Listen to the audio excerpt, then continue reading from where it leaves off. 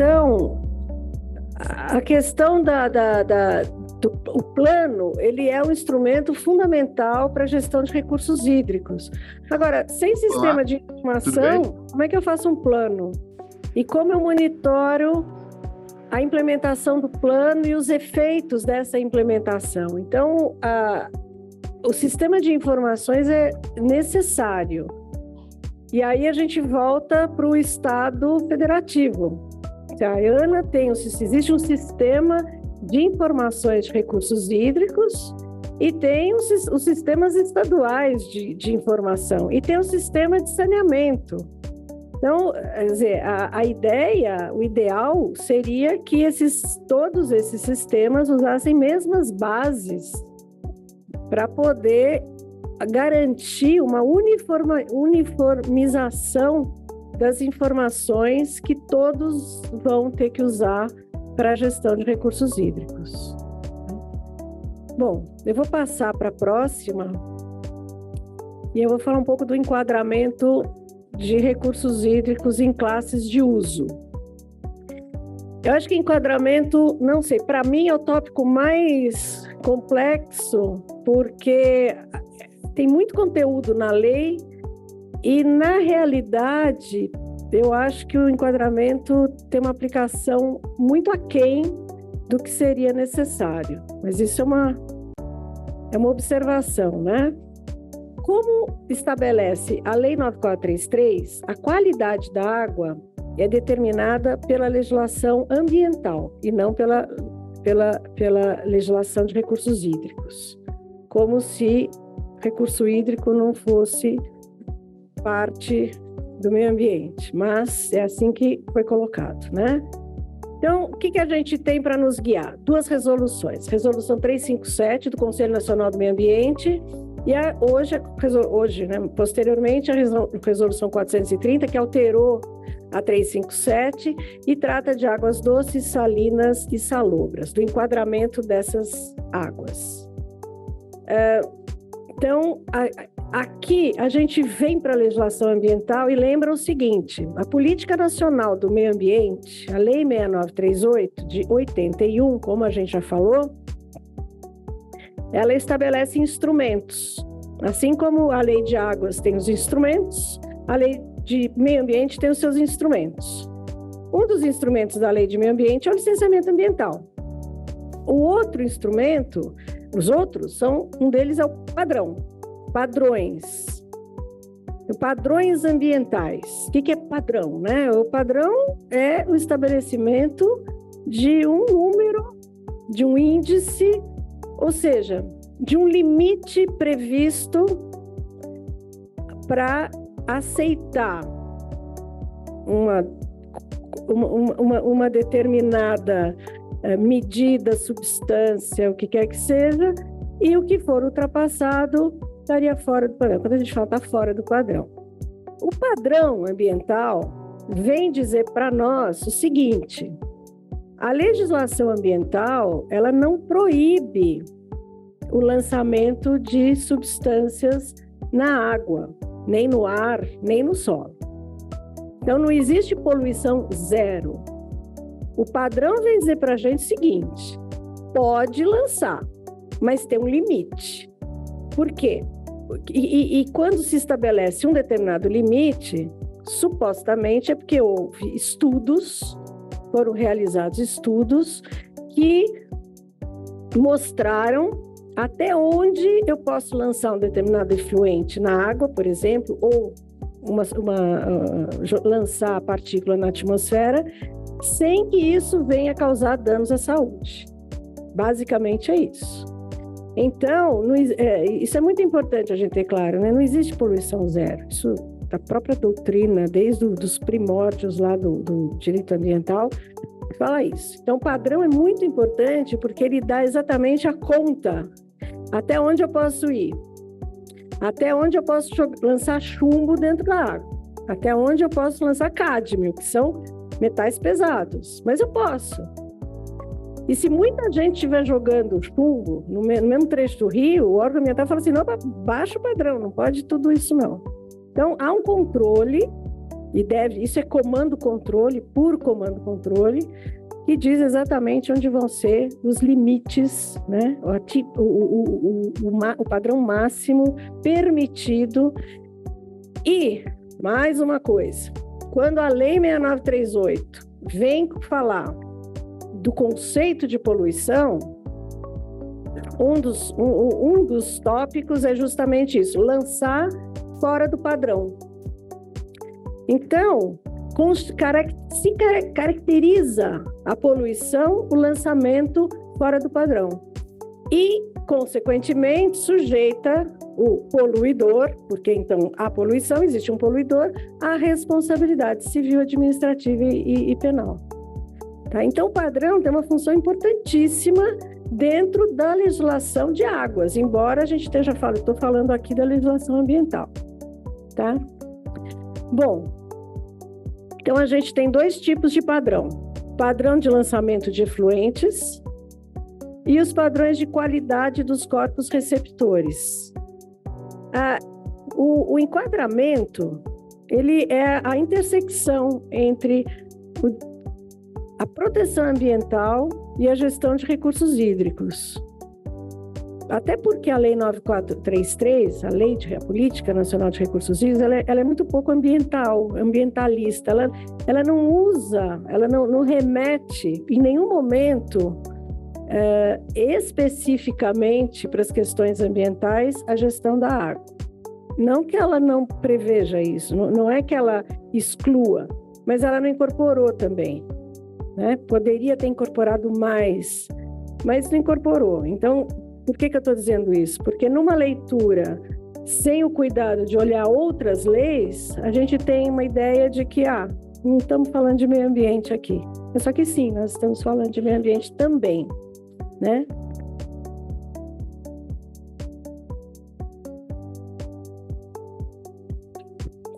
O que é importante? Eu já vou falar isso de cara, porque isso a gente vai voltar a falar depois. Quando eu tenho um padrão de qualidade de rio, eu estou falando das classes de uso.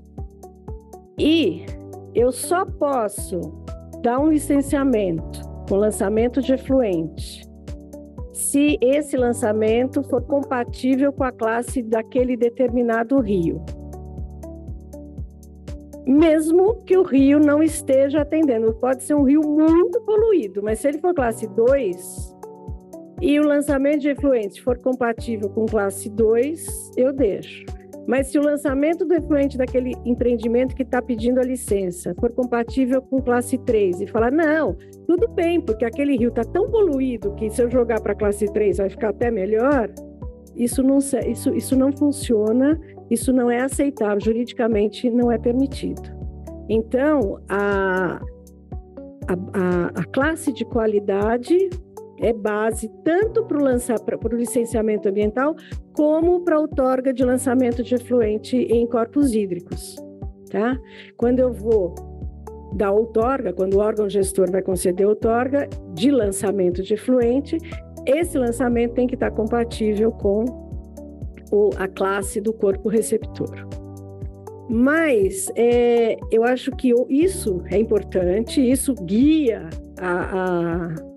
a atuação dos órgãos, tanto gestores de recursos hídricos como gestores ambientais, guia o exercício do poder de polícia para o licenciamento e para as outorgas, mas ainda a gente não tem o enquadramento como um instrumento muito utilizado no Brasil para melhorar a qualidade da água. Há um freio para se avançar nas medidas de efetivação do enquadramento. Pode passar, por favor.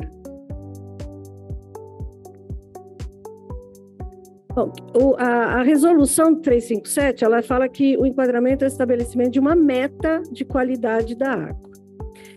E diz que essa meta deve ser obrigatoriamente alcançada, de acordo com os usos ao longo do tempo. Então, a primeira coisa que a gente precisa lembrar é o seguinte: quando eu tenho um programa de efetivação de enquadramento, e eu quero que aquele rio seja classe 2, não necessariamente hoje ele é classe 2. Pode ser que isso vá ser alcançado ao longo de 30 anos. tá? Mas, de outro lado, não quer dizer que eu vou enquadrar na classe 2 e vou para o cinema. Isso quer dizer que eu tenho que trabalhar todos esses anos arduamente para conseguir chegar na classe 2. E essa obrigatoriedade de cumprimento de meta é que talvez seja a razão de haver uma certa dificuldade de dizer, olha, se eu não conseguir, eu tenho alguma responsabilidade. Essa é uma questão, se a gente vai voltar a falar, porque é uma preocupação grande dos gestores, se eu não consigo alcançar a meta, ou a final, ou as metas parciais, que são obrigatórias, eu estou infringindo alguma lei ou não? Qual a minha responsabilidade? Tá? Então, a classificação é a qualificação das águas doces em função dos usos preponderantes. Então, essas duas definições estão lá na Resolução 357. Hoje, no Brasil, a gente pode afirmar que, em termos de papel, todos os corpos hídricos estão enquadrados. Ou eles estão enquadrados numa norma específica, dizendo, olha, o rio X da bacia tal é classe 2, ou classe 3, ou classe 1, ou classe 4, ou ele nunca foi mencionado em norma, mas a resolução CONAMA diz o seguinte, os que não estiverem especificamente enquadrados serão classe 2. Então, não tem nenhum corpo hídrico no país sem enquadramento. O que não quer dizer de forma alguma que todos os corpos hídricos estejam sob um programa de efetivação do enquadramento deles. Essa é a questão, tá? Então, pode passar, por favor. Bom, essa aqui eu não vou nem pedir para vocês lerem, porque a letra é pequenininha, mas eu estou querendo chamar a atenção de algumas coisas. Então, a gente tem a classe especial, 1, 2, 3 e 4. A especial é a água mais pura, que menos sofre impacto. Normalmente são águas em parques nacionais, unidades de conservação de proteção integral. Depois a 1, a 2, a 3 e a 4 segue uma flexibilização maior para poluição.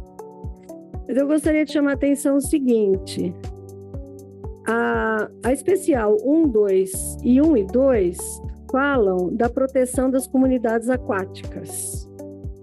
A 3 e 4 não falam. A 4 só serve para navegação e harmonia paisagística. Não fala nem de odor. Eu sei disso porque eu moro em São Paulo, perto do Rio Pinheiros, tá? Que tá melhorando até, mas, né? Então, e a gente vê, no Brasil hoje, não é possível fazer abastecimento humano sem qualquer tratamento de água. Eu digo isso porque na norma de São Paulo, a classe 1 não precisa de nenhum tratamento. Prevalece a resolução CONAMA sobre todas as normas sobre padrões estaduais, né? Sempre vai prevalecer. Mas, olha lá, na especial, tem que haver uma desinfecção. Então, pelo menos cloro, mesmo que seja a água mais limpinha do mundo, tem que ter cloro. Claro, porque não é porque a água veio da montanha, da floresta, que algum bicho não pode ter morrido ali e contaminar, pode ter algum tipo de contaminação na água, né? E ali, a classe 1 tem um tratamento simplificado, a classe 2 já tem um tratamento convencional, a classe 3 já é um tratamento convencional ou avançado, e a 4ª não permite consumo humano. Quando ontem o Sérgio Razeira falou do Rio Jundiaí, na bacia do Piracicaba, na bacia do Rio Jundiaí, na verdade, né? Esse rio foi reenquadrado, quer dizer, houve um programa de despoluição para que ele atingisse uma classe 3, é isso, né? A classe 3, para poder usar para abastecimento, porque estava faltando água e tinha água, só que água incompatível com a qualidade necessária para servir para abastecimento público, tá? Então, é importante dizer, a classe 4 não pode ser usada. Mas a classe 3 tem duas questões, né? Primeiro, custo. O prestador de serviço paga muito mais caro para despoluir uma água de classe 3 para poder atender o padrão de potabilidade e não causar dano à saúde das pessoas. A outra é que a tecnologia avança. Então, a gente hoje vai conhecer uma estação de tratamento de água com um sistema de membrana que é super avançado e que eu imagino, e aí eu estou falando como absolutamente uma pessoa leiga, eu imagino que seja muito mais fácil ou muito mais efetivo esse tratamento. Essa resolução aqui é de 2005, até tem quase 20 anos. Talvez ela tenha que sofrer algum tipo de alteração, imaginando que talvez se possa, por membrana, a gente pode até perguntar lá hoje, se com tratamento com membrana, será que não dá para tratar uma água de classe 4? Né? Não sei. Isso é ideias que surgem conforme a gente vai falando. Tá? É a mesma coisa para as águas salinas e para as águas salobras. Há uma outra resolução sobre enquadramento de águas subterrâneas, e eu não trouxe aqui, mas poderia ter trazido, porque não sei se todos vão assistir o curso da Pilar, mas eu deixei tudo que é subterrâneo para a Pilar discutir no semestre que vem. Pode passar, por favor. Bom, pode passar para o próximo, por favor? Deixa eu só falar isso, depois eu volto. Como é que aconteceu os antecedentes do enquadramento, né? Em 76, lá atrás, uma portaria do Ministério do Interior classificou alguns rios de domínio da União. E, por exemplo, o Estado de São Paulo, por decreto, em 77, também estabeleceu o enquadramento de vários rios do Estado de São Paulo, e esse decreto está em vigor. Outros estados também tiveram isso. Mas o que é importante dizer é que, naquela época, simplesmente esses enquadramentos acabaram, depois do advento da legislação ambiental, somente para pautar os licenciamentos e as outorgas. Não houve. O fato de ter definido um rio como classe 3, por exemplo, não quer dizer que ele está na classe 3. Não quer dizer também que alguém pensou em fazer como é que eu pego esse rio mega poluído e vou transformar ele numa classe 3, que já não é tão... é uma água de tanta qualidade, mas é possível ser utilizado para aqueles usos permitidos na lei. Tá? Então, o enquadramento, ele só veio a ser entendido como um processo, e um processo claro de transformação da qualidade de um rio em 2008, com a resolução CONAMA 91. Porque essa resolução, ela vem dizer qual é o procedimento a ser adotado para o programa de efetivação de enquadramento. E diz o seguinte, lá, os corpos d'água já enquadrados, ou seja, todos, com base na legislação anterior a essa resolução, deverão ser adequados aos atuais procedimentos. Então, se eu pegar lá um Rio de São Paulo, que tem lá no decreto 10, alguma 700 e alguma coisa, né? Aquele rio foi enquadrado em 77. Pode começar um programinha de efetivação de enquadramento, que agora eu já mostrei o caminho, tá? Pode passar, pode voltar, por favor.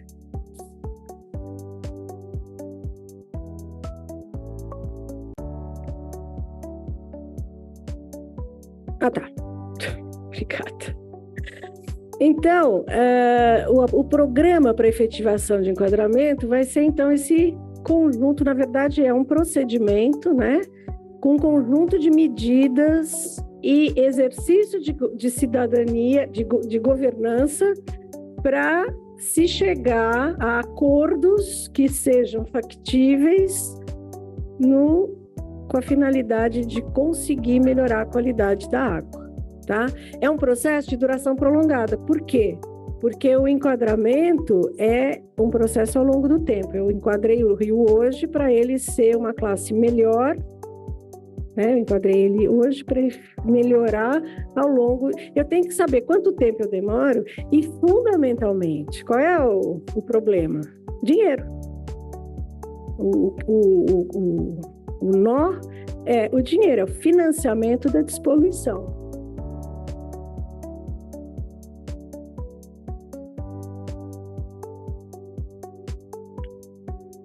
Pode passar, por favor. Fala, André. Bom dia, André Navarro, Comitê SPCJ, tem que levantar.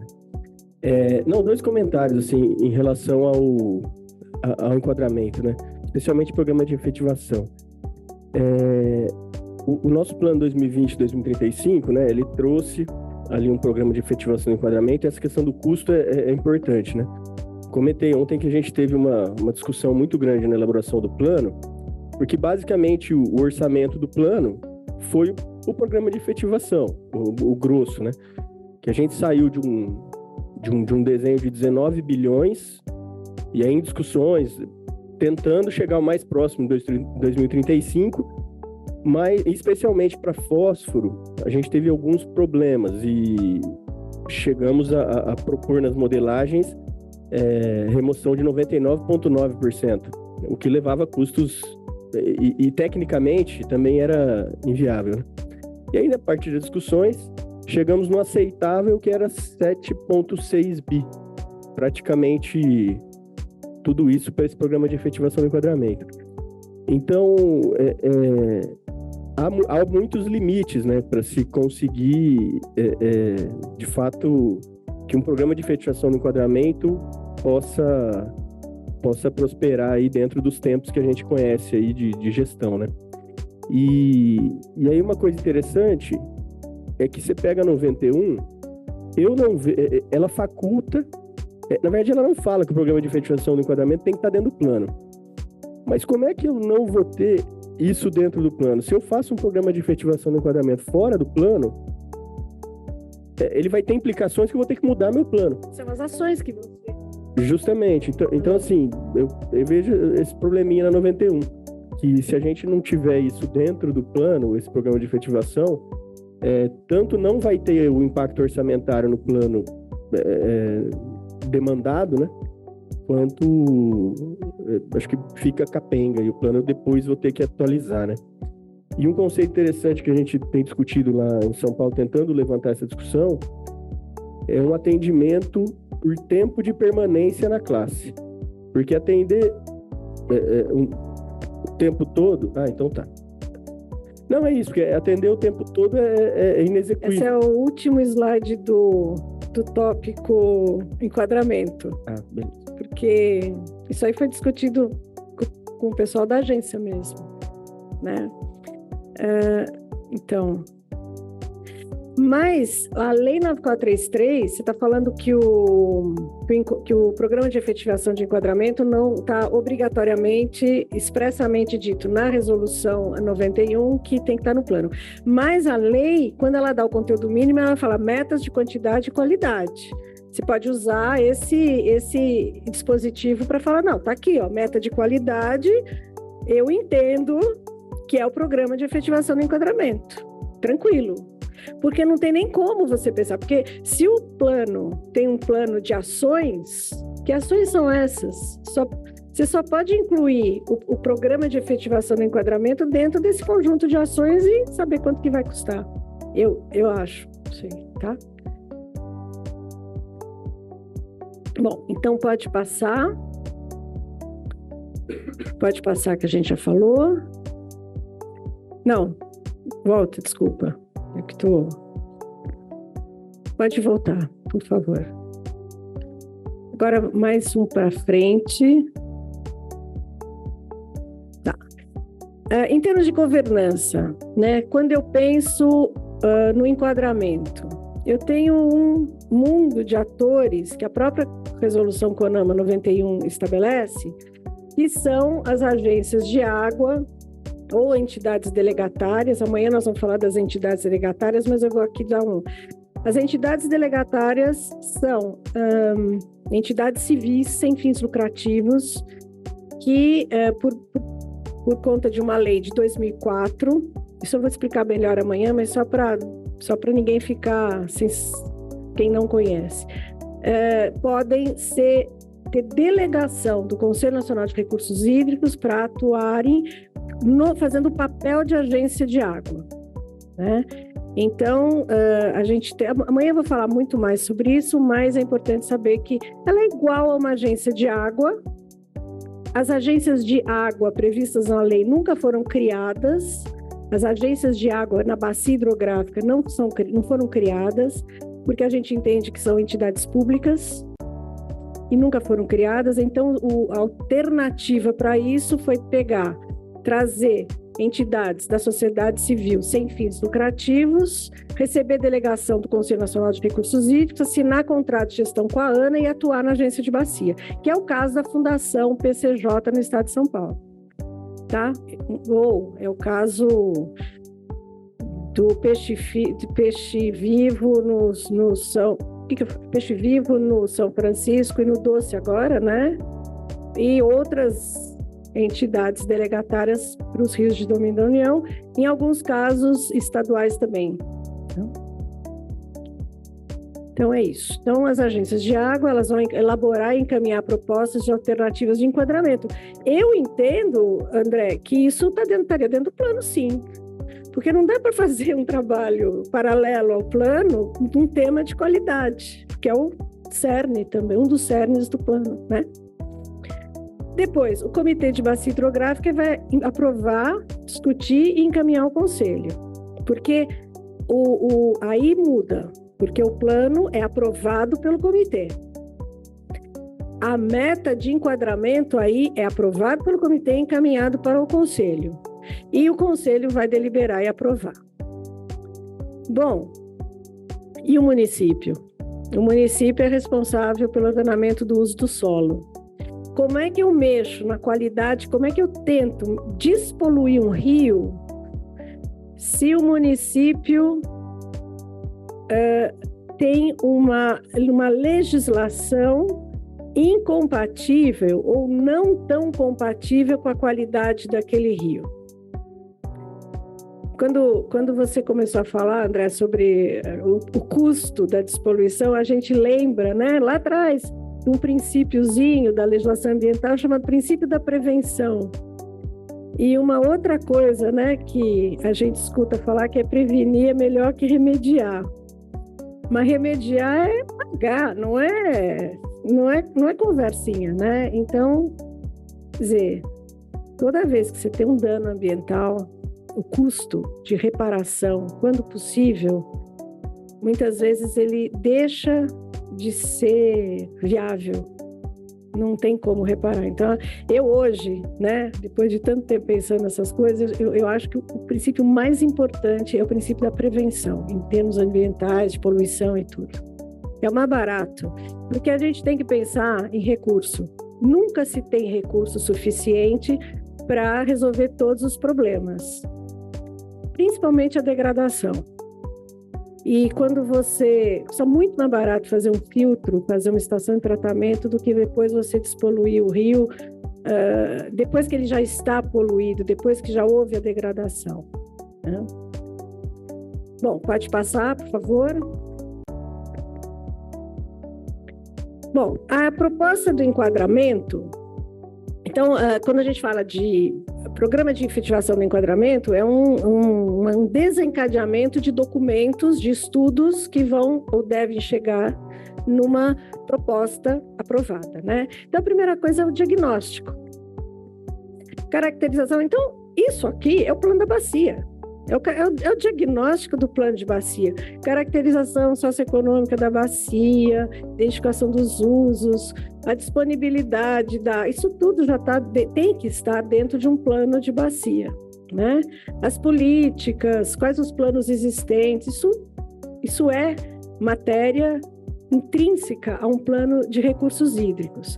E aí vem a capacidade de investimento em ações de gestão, plano de recursos hídricos. Então, mesmo que fala que você não tem como conceitualmente desconectar o programa de efetivação do enquadramento do plano de bacia hidrográfica, quer dizer que são instrumentos diferentes.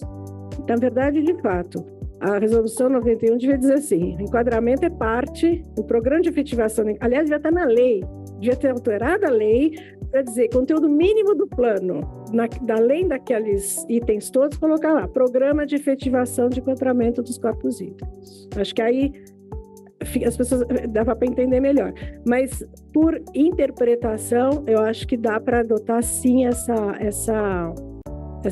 esse entendimento, tá? Pode passar, por favor.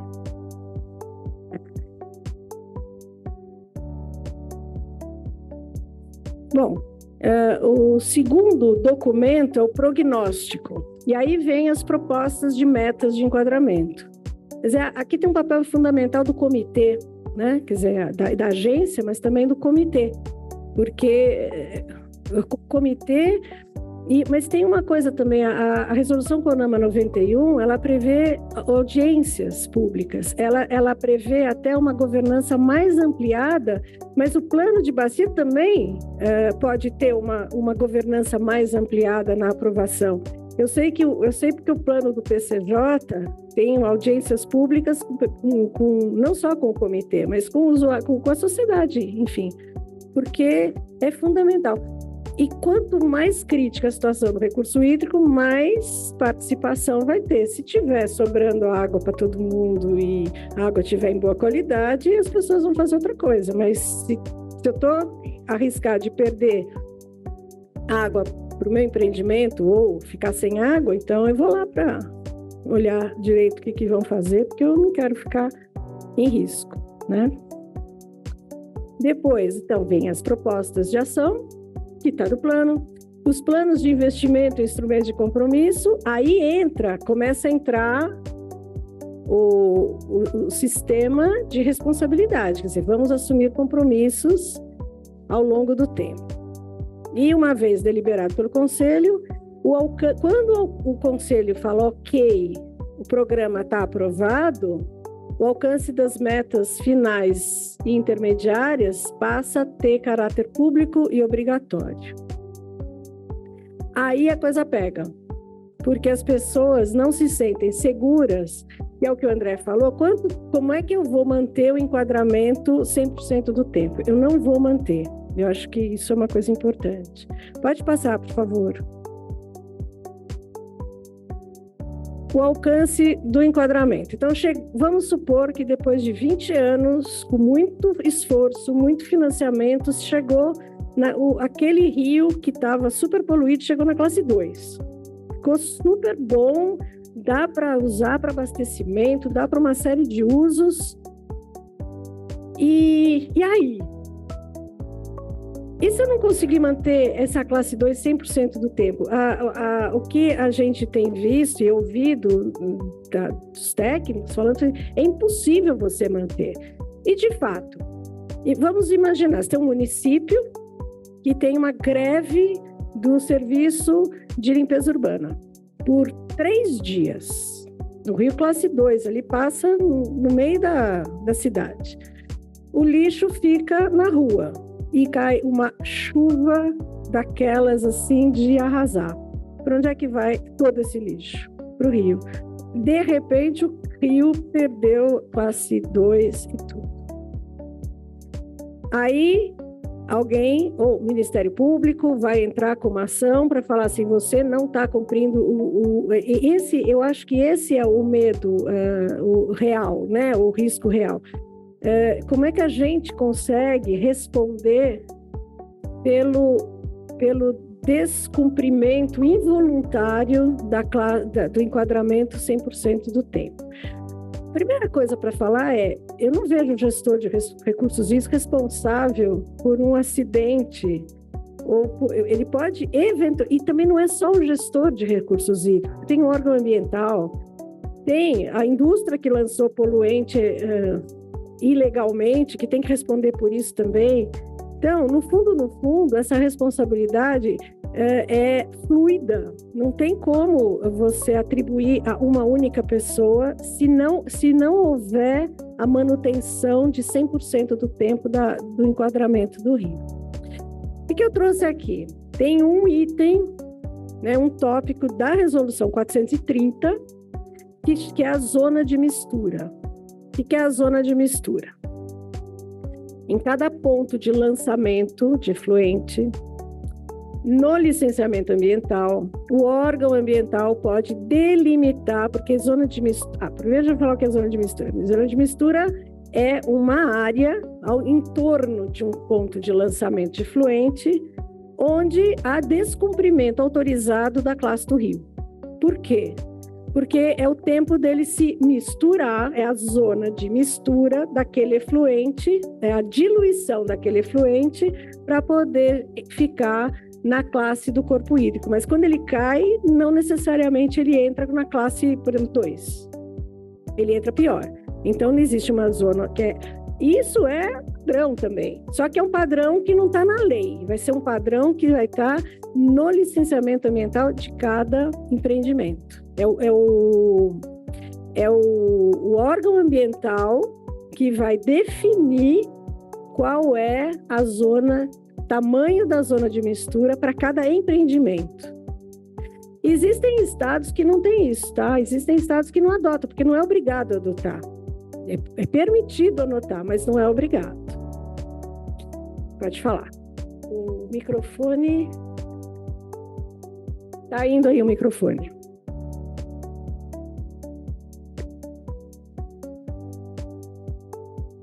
Bom dia.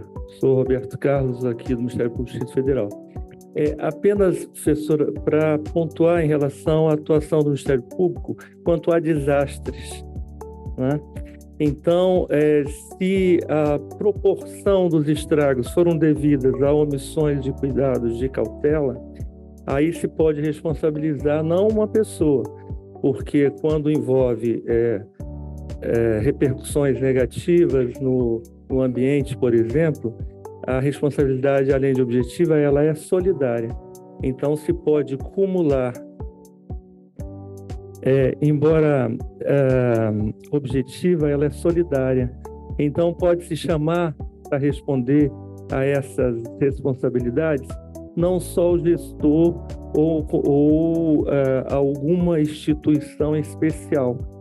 Pode-se chamar todas elas ou apenas uma que tenha mais condições de arcar com as consequências. Então, é um trabalho que se faz e que a nossa legislação nos beneficia enormemente para cobrar responsabilidade, mas isso hoje é em último caso, porque, em geral, se busca a mediação e a conciliação, que é o retorno da atuação do Ministério Nacional hoje, para se ter resultados mais efetivos. Obrigada, Roberto. Eu acho que é muito razoável isso, mas há uma... O que acontece com os gestores, de uma forma geral, é o receio de sofrer uma responsabilização.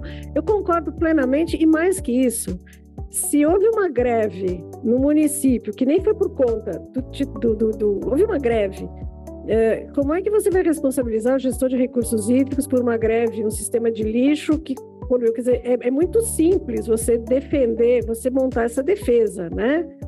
Ou uma inundação que mexa com as fossas e que isso vá parar no rio. Quer dizer, existem casos realmente que são força maior, caso fortuito, enfim.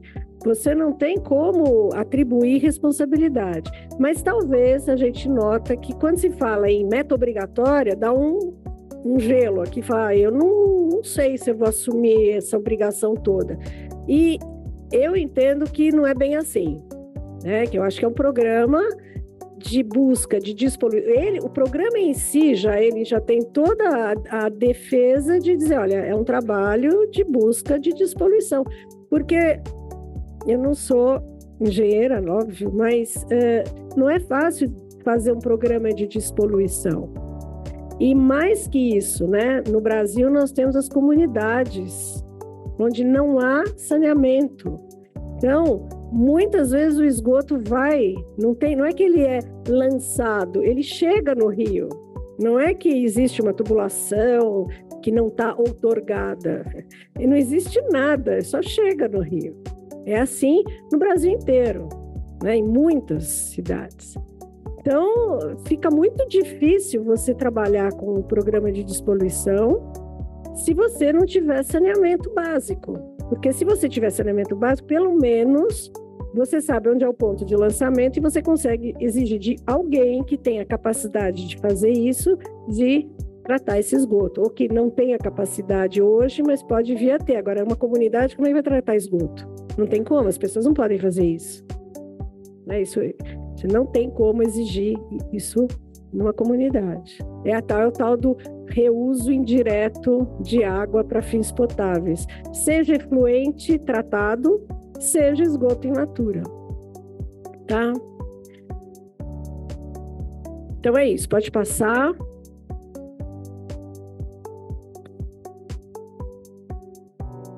Bom, algumas reflexões, né? Exercício de governança o tempo todo, né? Depende de acordos e compromissos de vários órgãos, de várias entidades, dos municípios, do setor produtivo também, porque muitas vezes o setor produtivo vai ter que melhorar o lançamento de efluente para poder contribuir, fazer a sua parte na despoluição de um rio. Depende de outros instrumentos de gestão. Na minha opinião, depende mesmo de instalação de saneamento básico. Se você não tem saneamento básico, você não adianta fazer 1000 ações se o esgoto continuar entrando nos corpos hídricos sem controle, que é, em alguns casos, em muitos casos, é o que acontece, né? Depois, a população precisa saber. Uma coisa que a gente nota, e é uma coisa que se fala muito, é que a população não conhece a política de recursos hídricos. Talvez conheça a política ambiental, pelo trabalho muito grande das ONGs, porque foi muito pioneiro. Mas a política de águas, a população não conhece. Realmente ninguém sabe muito de outorga. Alguém chega para mim e fala assim, eu fiz um poço artesiano na minha casa. Com essa coisa de faltar água que aconteceu em São Paulo em 14, eu já fiz o meu poço. Aí, como é que você fez? Eu chamei um cara e fez para mim. Ótimo, funciona maravilhosamente bem. Eu nem perguntei nada, eu falei, legal, barba, então vamos mudar de assunto, tal, porque teve outorga? Claro que não, dentro da cidade. Aconteceu uma coisa uma vez muito engraçada. Dentro da Secretaria do Meio Ambiente de São Paulo, alguém estava falando de água subterrânea e alguém levantou a mão e falou assim, pois é, em tal estabelecimento comercial, os poços subterrâneos ficam naquele lugar embaixo de não sei o quê, mas nenhum deles tem autorização. Então, isso acontece, mas é porque as pessoas querem ser, às vezes sim, mas às vezes não. Eu quero fazer uma ilegalidade? Não, eu não sei que tem uma estrutura enorme de gestão de recursos hídricos e que o meu poço, por acaso, está dentro do balanço hídrico do plano de bacia. Tá? Bom, então pode passar. Bom, então eu encerrei o enquadramento, a gente vai falar de outorga, tá? Mas pode falar, Lavínia. Aqui, não. O microfone está...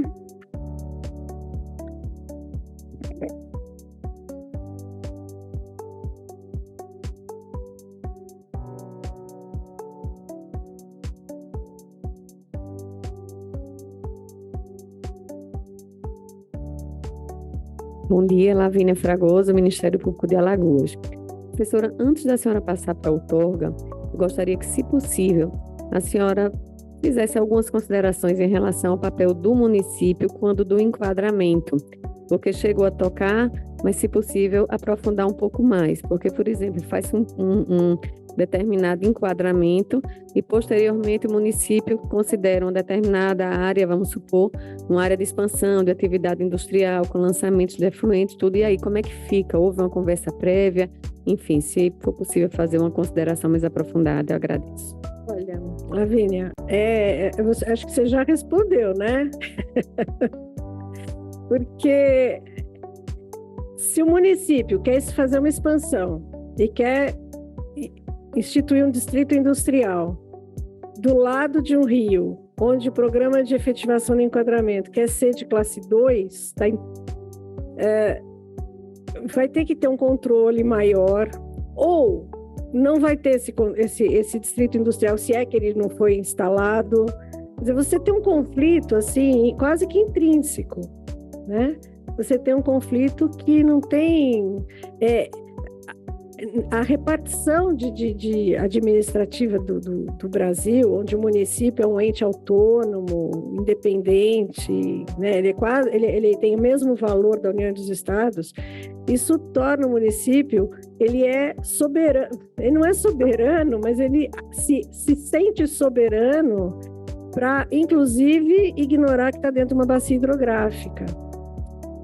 Mas aí eu indago se durante o processo, né, dos debates para o enquadramento efetivo, se os municípios da bacia participam efetivamente durante o processo, pelo menos são convidados, como é que funciona isso aí? Tá, o município faz parte do Comitê de Bacia Hidrográfica no segmento Poder Público.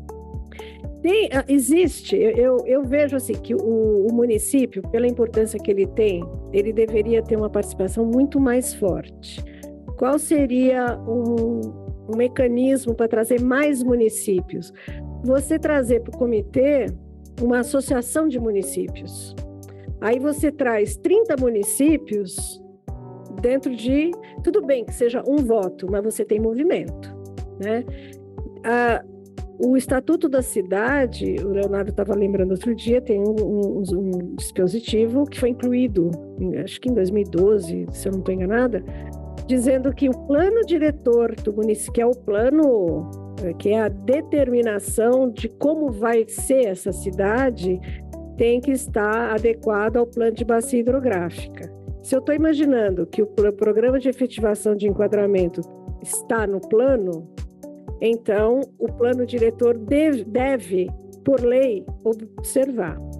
Agora, como isso não tem regulamentação, então é mais fácil ignorar do que pensar, porque você tem que trazer, porque o plano diretor é uma lei votada numa Câmara de Vereadores, quer dizer, você tem que envolver cada município muito profundamente para colocar essa questão da uso e ocupação do solo em função de um plano de bacia hidrográfica. Eu não tenho conhecimento disso acontecer em lugar nenhum, talvez até possa acontecer em alguma outra localidade, mas não é. E eu acho que não é, principalmente porque não tem essa regulamentação. Porque o município ele é autônomo, mas às vezes a gente tem a impressão que ele não tem autonomia, ele tem soberania. Às vezes eu acho que autonomia é considerada soberania dentro do seu próprio território. E não é. A própria lei diz que não é. Tanto a lei de saneamento como o Estatuto da Cidade submetem o plano de saneamento e o plano diretor ao plano de bacia hidrográfica. Mas essa é uma briga difícil.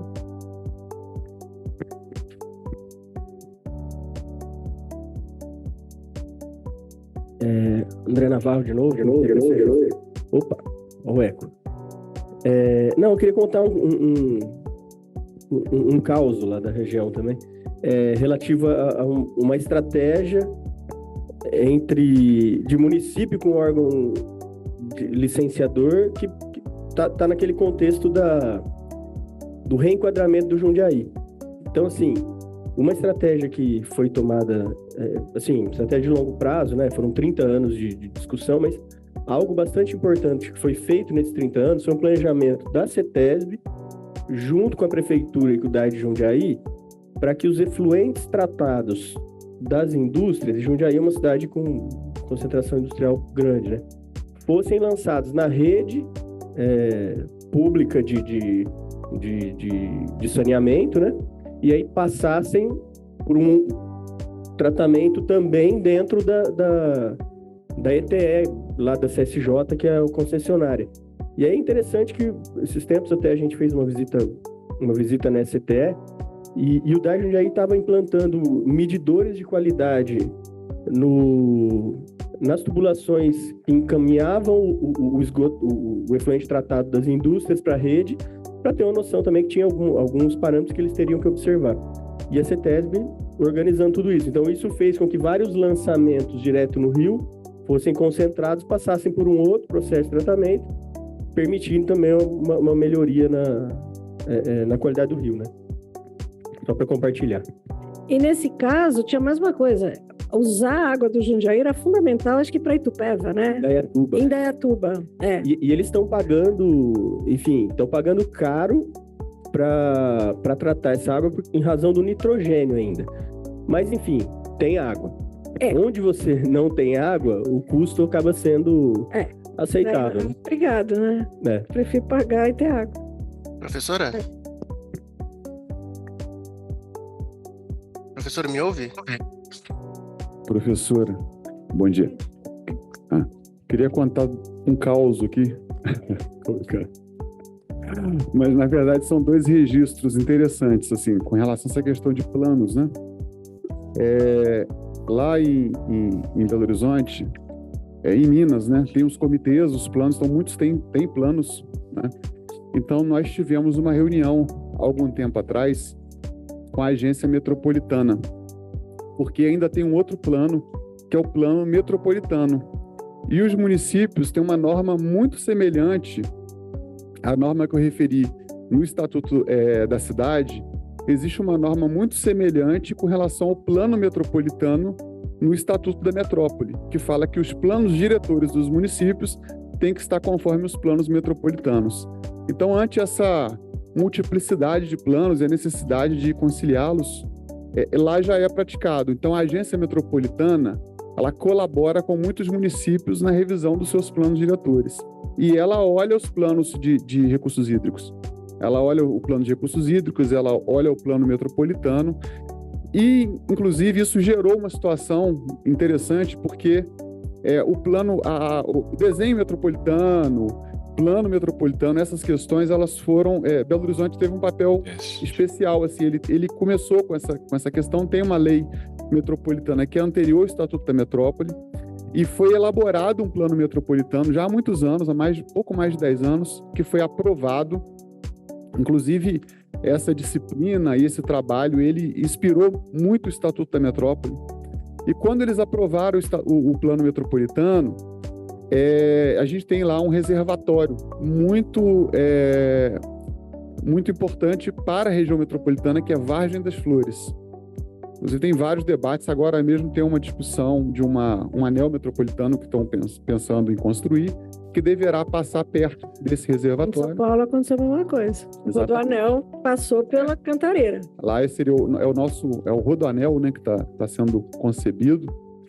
Já foi para leilão, né, e não tem ainda licenciamento ambiental, né, mas tem uma empresa já para fazer o estudo e etc. selecionada. Mas o que aconteceu foi o seguinte: o plano metropolitano foi aprovado pela lei estadual, ele era aprovado pelo Conselho Metropolitano. Então, ele foi aprovado, seguiu todas as normativas, aí vem o Estatuto da Metrópole e cria o macrozoneamento metropolitano, que é o zoneamento, é o ordenamento do território, só que pensando na metrópole, né? E aí, o município onde está esse reservatório, que é Contagem, ele acaba assumindo lá uma determinada gestão que resolve fazer todo o município praticamente zona urbana. Áreas rurais, zona urbana, inclusive onde está o reservatório de Vargem das Flores, que permite o adensamento, né, a construção de cidade, né, inclusive nessas áreas sensíveis. Então, pelo Estatuto da Metrópole, o plano metropolitano, ele é aprovado pela Assembleia Legislativa. Ele é lei estadual.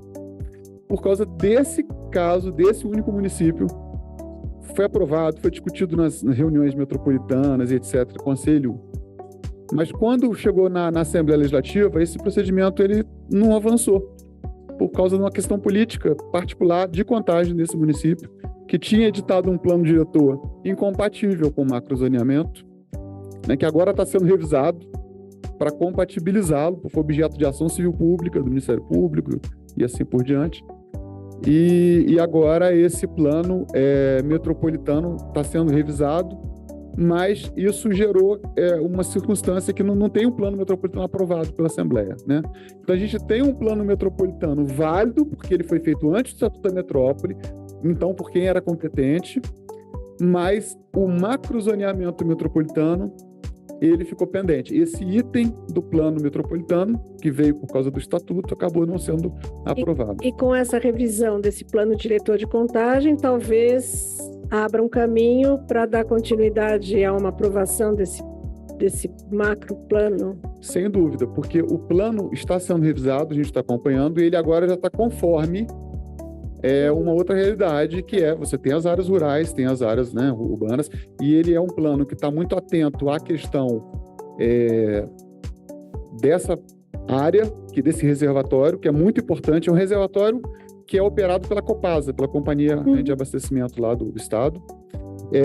E o plano diretor metropolitano também está sendo revisado. Então, circunstancialmente, agora, estão sendo feitos, né, assim, concomitantemente, inclusive com recursos do acordo do desastre de Brumadinho. O plano metropolitano e o plano, e um outro plano, que é um plano que está sendo feito lá, um plano de segurança hídrica da região metropolitana, porque o acordo de Brumadinho ele tem um tópico, um capítulo, que é destinado à segurança hídrica, e com obras em toda a região metropolitana, para permitir que, havendo um outro rompimento de barragem, e o comprometimento de um determinado curso d'água, você possa captar de outras fontes, né? Então, existe esse anexo de segurança hídrica, e então esses instrumentos estão sendo revisados agora, mais uma vez, né? É lógico que a gente não sabe, porque quando isso é encaminhado, tanto o plano diretor, encaminhado para a Câmara Municipal, né, de Contagem, quanto o plano diretor metropolitano encaminhado para a Assembleia Legislativa, um fator político que é uma incógnita, né? Você não sabe como aquilo vai tramitar, né? Mas o fato é que o primeiro acabou sendo arquivado porque ele ficou tramitando, não é que ele foi rejeitado, foi feito ele simplesmente não foi aprovado até o fim da legislatura. E aí, com o fim da legislatura, houve o arquivamento automático do projeto de lei, né? Obrigada. Jean, eu sei que tem algumas pessoas que gostariam de perguntar ou falar. Sim, me ouvem aí, professora? Alô? Agora sim. Marcos Pufal, por favor, você tem a palavra agora. Bom dia, estão me ouvindo? Sim, bom dia. Bom dia, é uma satisfação estar de novo assistindo a aula aqui. Bastante interessante, né? Eu achei interessante que a senhora falou logo no começo, né? A parte dos dados, né? Assim, eu tenho dois pensamentos que eu gostaria de compartilhar aqui, que a gente percebe muito no dia a dia, né? Essa questão do arranjo institucional para o nosso sistema de recursos hídricos, né? Captar e divulgar os dados, né? Eu acho que é uma discussão que ainda tem que ser aprofundada, né? Que a gente tem várias falhas nesse sentido, né? O Brasil é um país muito grande, o nosso sistema federativo dá algumas liberdades a alguns entes, né? Mas para se fazer uma gestão ou qualquer atividade, planejamento ou controle, você precisa de informação, né? Ninguém vai fazer uma viagem de carro para algum lugar se você não sabe quanto de gasolina você tem no seu estoque, no seu veículo, no seu tanque, ou quanto ele consome, né? Então, assim, é o mínimo que se precisa, né? Se a gente quer fazer planejamento, se a gente quer fazer fiscalização, a gente precisa de informação, a gente precisa de dados, né? E isso é algo, assim, que tem que ser aprofundado. E como esses dados são disponibilizados, tanto os dados adquiridos, coletados, né? Quanto os estudos que são produzidos, né? Então, às vezes, replicação de estudos em mesmas áreas acabam demandando muito recurso, né, público, então acaba você replicando às vezes um mesmo estudo e acaba sendo muito oneroso, né, no final para a população, para o Brasil, né? Então essa é uma questão, né? Dados, estudos, disponibilização dessas informações. E a outra questão que a senhora vai falar agora, como disse o colega há pouco, é um caos que eu quero compartilhar também, né? Teve um evento, eu voltando de uma viagem ao interior de Minas Gerais, né? Eu parei num posto no final de um dia para abastecer o carro, né? E estava bem quente, né? Eu falei, nossa, tá quente hoje. E o frentista falou comigo, tá muito quente lá na roça do meu avô. Ainda bem que a gente pediu outorga, que a gente pode irrigar agora. Então, assim, eu fiquei bastante impressionado, assim, porque eu estava no posto de gasolina no interior, né? E a pessoa começou a falar desse assunto, né? Então, assim, eu acho que a forma como você envolve a sociedade e dá transparência, né? E, ao mesmo tempo, ensina a sociedade a que existe novos protocolos que devem ser seguidos, você vai ter o atendimento, né? As pessoas vão começar a obedecer, vão obedecer ou atender aqueles critérios, né? Então, acho que isso é uma questão como os próprios estados, né, encaram esses problemas, né? Então, assim, isso foi em Minas Gerais. Então, assim, é um sinal de que no estado de Minas Gerais isso está mais enraizado na população. Ao mesmo tempo, para isso acontecer, é interessante ver como é que os governos aí, tanto o governo federal quanto os governos estaduais, dão importância ao seu corpo técnico, né? Como é que estão hoje as agências, né? Os órgãos que tratam da questão de recursos hídricos, como é que está a capacidade humana deles, né? Porque isso é algo extremamente importante, que se você não tem esse alicerce, essa capacidade humana, técnica, você não vai ter como encarar todos esses problemas que, queira ou não queira, a gente tem um arcabouço legal bom, né? Dá para melhorar? Dá, mas se a gente não tiver gente para operar isso, para seguir, para fiscalizar, para implementar, a gente vai ficar sempre dando voltas e voltas e não vamos chegar a resultados objetivos, né? Então, assim, são só alguns pensamentos que eu queria compartilhar. Muito obrigado. Eu que agradeço. Acho que o que você falou é muito importante. Acho que é um testemunho daquilo que a gente está falando. Quer dizer, se a pessoa se ninguém contar para a pessoa o que existe, né, além do Instagram e do Facebook, aliás, o Facebook, Instagram e outros são ótimos instrumentos para divulgar isso, divulgar a política, porque já que as pessoas vão usar, então entra no dia a dia das pessoas, porque é fundamental mesmo. Mas muito obrigada pela sua participação. Oi, ainda me ouvem? Professora, temos ainda mais 2 perguntas aqui do pessoal online. É do Pablo Rodrigues, lá de Costa Rica, do Instituto de Costarricense de Aquedutos e Alcantarillados. Aí ele pergunta assim, que era uma pergunta um pouco que ele enviou mais cedo, sobre o monitoramento, como o monitoramento deve ser constante, porque e essas classes variam nas mesmas condições climáticas. Aqui no Brasil,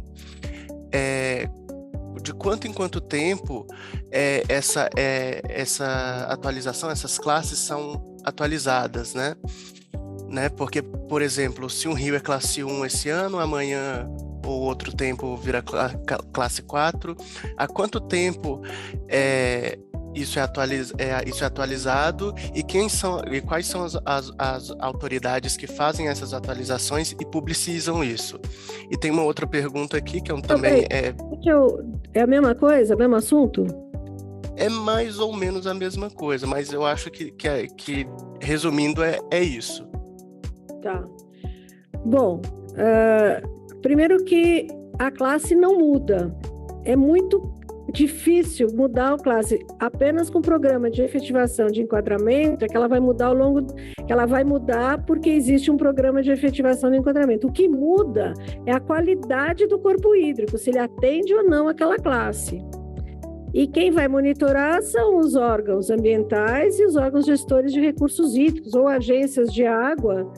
Quer dizer, aí é importante saber como é o arranjo dentro das instituições para saber como é que é feito esse monitoramento, mas acho que é importante ter claro o seguinte: a classe não muda. O que muda é a qualidade da água, desrespeitando ou não a classe estabelecida. E a classe, hoje, de um corpo hídrico é a meta, vamos dizer assim, que tem que ser, que gera uma série de ações e governanças e acordos para chegar nesse objetivo final. Tá? Tudo bem? Tudo bem. Aí a outra pergunta vai em relação a isso, seria o seguinte, né? Se a gente emite uma autorização para que seja um efluente seja diluído nesse corpo hídrico que antes era classe 1 e agora é classe 4, o que a gente faz? A gente, nós aqui do Brasil, a gente suspende essa autorização, né? Ou se pretende fazer alguma indenização ao Estado por essa situação? Não, se o rio é classe 1, peraí, repete essa pergunta, não sei se eu entendi direito. É que ele diz assim, se existe uma autorização de lançamento de efluente, né? Que o rio é uma categoria melhor, né? Uma categoria 1, por exemplo. Vou botar 2, porque na 1 não pode nada, né? Tá certo. É que aqui na pergunta dele tá 1. Não, né? eu sei, mas eu só tô deixando mais claro que na 1 não pode. Mas lança na 2, tá bom. Tá. E que se causou uma mudança ambiental nesse corpo e agora a água passa a ser 4. Então, tá? Peraí, só um minutinho. Então, o rio não é classe 4, o rio continua classe 2. Se você pegar o Rio Pinheiros em São Paulo, ele deve ser classe 80, se a gente achar que vai crescendo por poluição. Ele não muda, ele vai ser sempre classe 2. O que precisa acontecer é o contrário, não é que a classe dele vai para baixo. A despoluição é que precisa alcançar o nível de classe 2, os padrões previstos na legislação para classe 2. Faz sentido isso?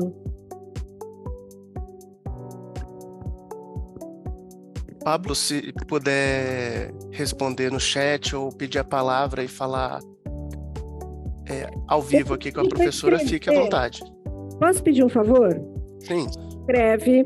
Depois do café eu vou ler, vou responder e a gente fala, já aí a gente pode discutir. Pode ser isso?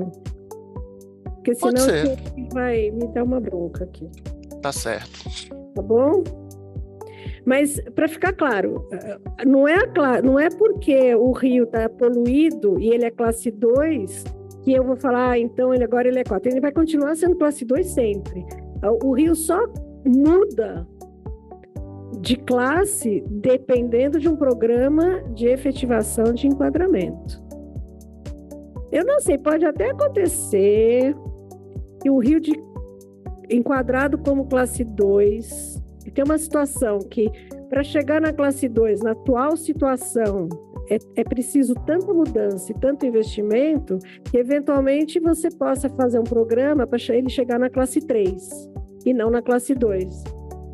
Realisticamente falando, mas isso tem que ser exceção, não pode ser a regra, né?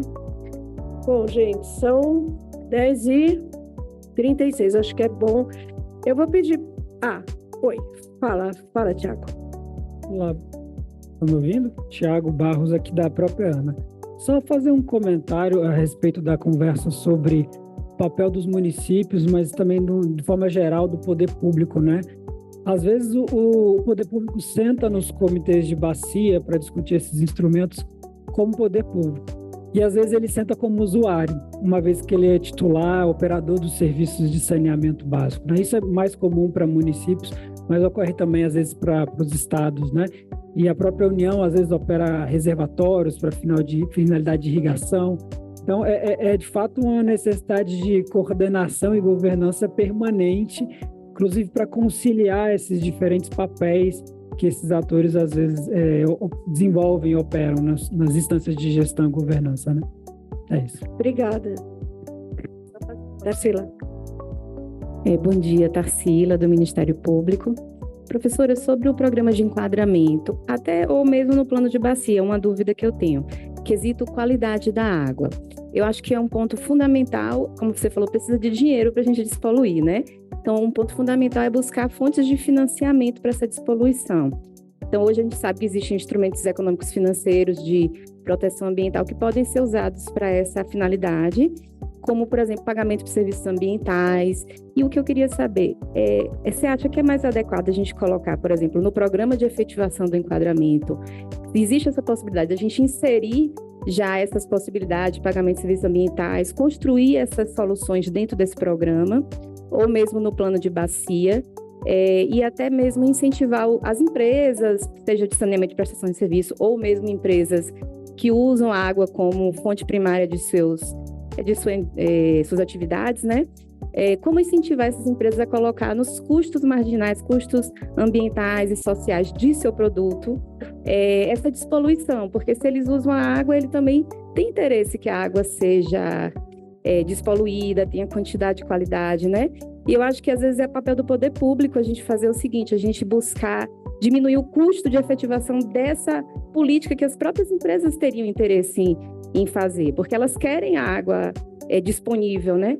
Então, talvez nesse programa aqui de enquadramento, ou mesmo no plano, eu queria saber o que você acha dessas questões. O problema é obter financiamento. Então, você pode obter financiamento de várias formas, e são várias ações dentro de um programa de efetivação de enquadramento, né? Acho que o Leonardo deu um exemplo que não é exatamente sobre recurso hídrico, mas que mostra a complexidade de como se monta esse arranjo institucional. Mas pensando em dinheiro, então, por exemplo, você tem que construir estações de tratamento de esgoto, você tem que ter uma rede. O problema não é fazer a ETE, o problema é fazer a rede coletora de esgoto pela cidade. Esse é o mais caro, né? A ETE é cara também, mas a rede é importante igual. Depois, você tem a cobrança pelo uso de recursos hídricos, que também é fonte de recurso para pagar várias ações de saneamento. Já estamos indo. Depois, você tem o pagamento por serviços ambientais. Você tem uma política nacional de pagamento por serviços ambientais, que é de 2021, né? E essa política, lá no finzinho dela, na verdade, eu nem trouxe essa lei aqui, mas é o seguinte, essa lei, que eu não vou lembrar o número dela, mas a gente fala depois, ela existe, mas ela nem precisaria existir, porque tudo que está nela já existia e já era implementado antes da existência dessa lei. Era um projeto de lei que demorou tanto tempo para ser aprovado, que quando foi aprovado, nem precisava mais. Que bom que foi, tá lá. Mas lá no finzinho está dizendo o seguinte, que os programas de pagamento por serviços ambientais pode ser financiado por recursos da cobrança. Então, o recurso e é o que acontece no PCJ, e acontece em vários. A ANA tem muitos programas de pagamento por serviços ambientais, né, que eu acho que é um instrumento super importante. É o programa, é o produtor de água, que começou lá em Extrema, em Minas Gerais, há mais de 20 anos, enfim, mais de 20 anos, né? E você tem também as fontes de financiamento. Eu estou falando mais de saneamento, porque o problema da despoluição passa muito perto do saneamento, mas é parte do problema só, né? Mas vamos lá. Caixa, BNDES, tem várias linhas de financiamento. O próprio FEHIDRO, em São Paulo, tem uma linha de financiamento específica para estação de tratamento de água, estação de tratamento de esgoto. Então, essa parte você tem o financiamento. Agora, você ter dentro do programa de efetivação do enquadramento, um programa de pagamento por serviço ambiental, ou dentro do plano, eu acho que isso faz parte, porque o PSA não deixa de ser um instrumento econômico. Depois eu vou falar um pouquinho, se vocês quiserem, sobre o pagamento por serviço ambiental, mas no fundo, é o contrário do comando e controle. Então, ao invés de eu ser obrigado a cumprir a norma, eu recebo dinheiro para manter o cumprimento de uma norma. Então, por exemplo, no caso do produtor de água, bem rapidinho, é para falar o seguinte: você tem uma nascente desprotegida e você vai receber, no caso de Extrema, por exemplo, quanto que a pessoa recebe? Ela recebe por hectare de toda a propriedade, como se ela estivesse arrendando aquela propriedade para criação de gado, e esse dinheiro vem da cobrança pelo uso da água, tá? Só que ela vai receber esse dinheiro anualmente, ela vai ter alguém do órgão ambiental, da prefeitura, normalmente da prefeitura junto com o órgão ambiental, que vai fazer o cercado dessa nascente, vai eventualmente cercar a margem do rio para manter a mata ciliar e vai permitir que ele use o resto da área normalmente, mas ele é um dinheiro adicional, que é o que ele ganharia se ele arrendasse para a pecuária toda a área dele. Não importa quantas nascentes ele tenha, se ele tiver 1 ou 20, ele vai ganhar a mesma coisa. Ele não ganha por nascente nesse projeto, mas existem projetos que cada projeto é montado de uma forma.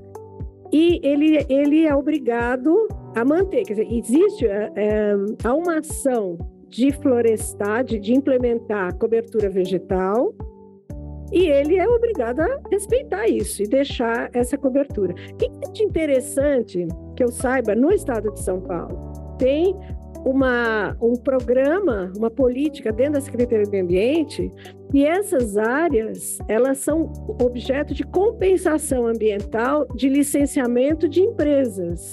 Então, você tem um banco de áreas. Então, eu tenho um sítiozinho lá. Eu me inscrevo a minha área e já autorizo que possam entrar e plantar e cercar e tudo. Eu não tenho custo nenhum. Eu só preciso não derrubar a cerca e manter aquela vegetação, né? E aí, existem momentos em São Paulo que faltam áreas, porque o empreendimento está licenciado e ele vai falar, o que eu preciso fazer? Você precisa recuperar cobertura vegetal. Aonde? Peraí, vou ali do banco de dados, mais próximo do seu empreendimento. Tá bom, então vai lá e faz. Então, isso funciona. Eu não sei se funciona para despoluir, para mudar a classe, mas, de repente, ele mantém a qualidade do solo melhor e talvez aumente, vamos dizer, a regularidade da presença da água e o que melhora a qualidade da água, porque se você tem escassez, você piora a qualidade da água. Aí é um problema técnico, que eu acho que nós duas não vamos resolver. Mas eu acho que sim, é uma questão a ser trazida para estudar nos casos específicos.